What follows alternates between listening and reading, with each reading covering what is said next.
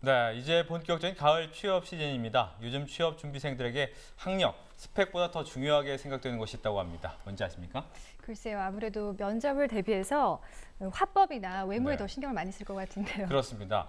이 외모 부분을 대답한 분이 상당히 많은데 구직자의 대상으로 한 설문조사에서 91% 이상이 구직 활동에 있어서 외모가 상당히 중요한 영향을 미친다라고 응답을 했다고 합니다.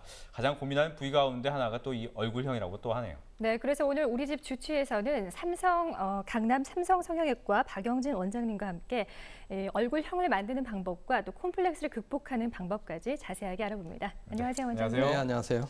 네, 면접장에 처음 딱 들어가면 상당히 긴장할 수밖에 없는데 취업 준비생들이 가장 첫인상을 준비하는 딱 잡게 되는 것이 얼굴선, 그 턱선이 아닌가 좀 생각이 되거든요. 예, 맞습니다. 우리가 보통 얼굴 자체가 이렇게 좀 크고 사각턱이면 첫째 이제 인상 자체가 사납다는 이런 말을 이렇게 많이 듣게 되죠. 네. 게다가 턱이 이렇게 사각턱이 되면 또 목도 좀 짧아 보이기도 하고 그렇죠. 또 처져 보이기 때문에 좀 나이가 더 들어 보입니다. 그래서 이제 우리가 특별하게 이 얼굴형을 이야기할 때 사각턱은 좀 깊이 하는 편인데 대개 눈, 코를 이렇게 성형하러 또 상담하러 오시는 분들보다 훨씬 더 스트레스가 많은 편입니다. 그렇군요. 네. 그런데 원래 선천적으로는 사각턱이 아닌데 이게 세월이 좀 흐르면서 좀 턱에 각이 진다 하시는 분들도 계시거든요. 이렇게 변할 수가 있는 건가요? 그렇죠. 우리가 일반적으로 이제 사각턱의 원인을 이야기를 할 때 대개 선천적인 경우, 유전적인 요인에 의해서 턱뼈가 이렇게 많이 발달하신 이런 분도 있는 반면에 많은 분들이 그 청소년기, 성장기라 그러죠. 이 성장기 때 딱딱한 음식, 스트레스 때문에 이게 오징어 땅콩 이렇게 절개하는 이 청소년들이 아무래도 그런 딱딱한 음식을 절개하다 보면 이제 근육이 발달하면서 아울러 뼈까지 같이 발달되는 이런 경우가 있습니다. 네. 그러다가 나이가 들었어도 지금 이제 후천적인 사각턱을 간단하게 말씀드리면 나이가 들었어도 계속 이러한 식생활 습관이 유지가 된다면 사각턱이 나중에도 나이가 들었어도 나타나게 되는 이유가 되죠. 네, 잘못된 식습관으로도 이제 사각턱이 될 수 있다 이렇게 되는데 이 식습관 말고 또 어떻게 하면 이 사각턱이 될 수 있는 습관이 있습니까? 일반적으로는 이제 식습관이 가장 큰 이유와 원인이 되지만은 굳이 다른 이유 몇 가지를 제가 설명을 드린다면 주무실 때 이갈이 하시는 분들이 있습니다. 그 이갈이 하시면 자기도 모르게 이제 이렇게 사각턱이 된다든지 또 이렇게 우리가 힘을 준다든지 다른 조금 긴장한 상태에서 치아를 꽉 깨무는 이런 행위를 했을 때 이렇게 되죠. 네, 설명을 듣고 보니까요. 이 평상시 습관이 가장 중요한 것 같습니다. 그런데 이미 심각하게 그 사각턱인 분들은 성형을 많이 고민하게 되잖아요. 그런데 굉장히 부작용도 있을 것 같고 좀 걱정이 되거든요. 어떻습니까? 예, 그렇죠.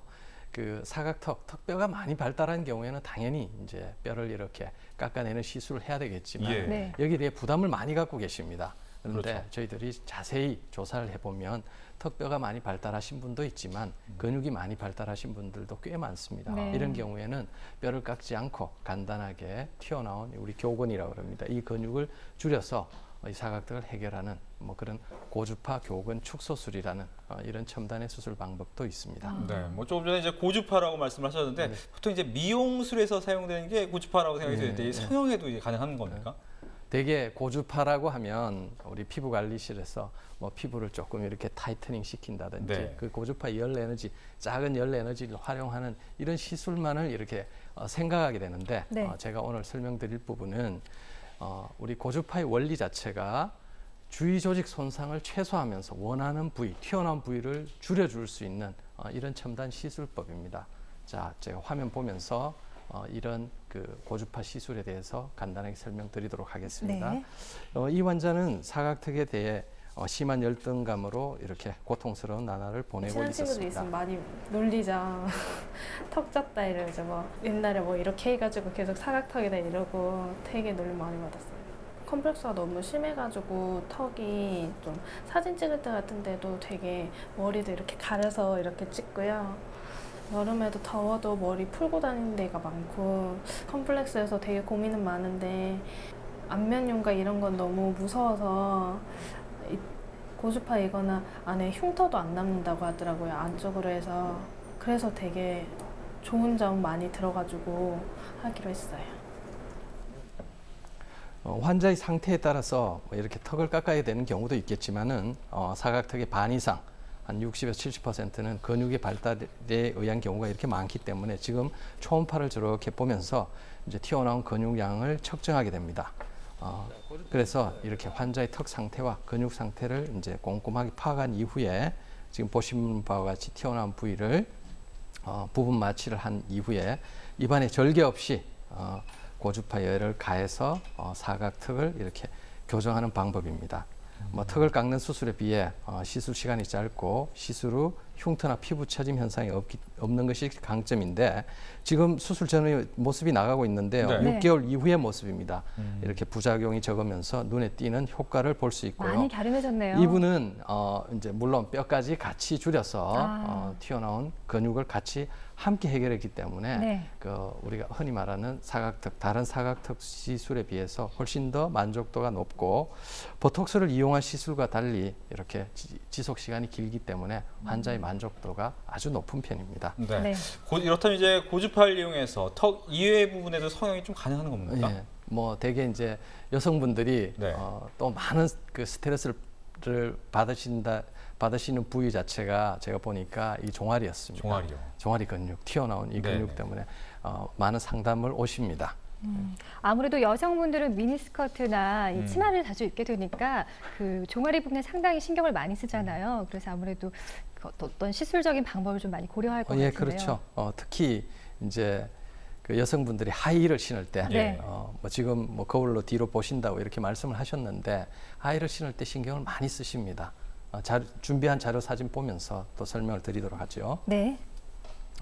전체적으로 이렇게 지방이 많고 발목이 두꺼우면서 종아리가 굵은 경우와 또 종아리 근육이 이렇게 도드라져 보이는 또 아니면 아래까지 처져서 남자 근육 같은 이런 경우에 고주파를 이용해서 근육의 일부를 자연스럽게 줄이면서 조정률 센서가 달린 고주파로 튀어나온 알통의 말단 부위를 매끈하게 해서 종아리 둘레를 줄이고 동시에 모양도 이렇게 함께 잡았습니다. 네, 종아리 윤곽이 시술 전보다 상당히 매끈해진 모습을 볼 수가 있는데 그러네요. 많은 분들께서 이제 부작용이기도 또 생각하실 것 같거든요. 부작용은 없습니까?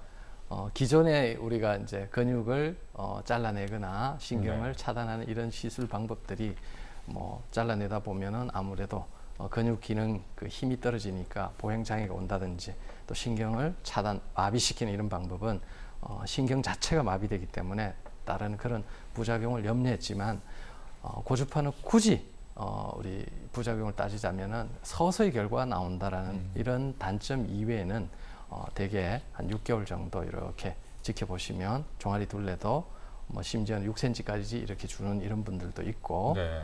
또 특별하게 부작용 없이 모양까지 잡을 수가 있습니다. 네. 자, 그렇다면은 이 사각턱이나 종아리 외에 또 고주파를 이용해서 시술할 수 있는 방법에는 어떤 게 있을까요?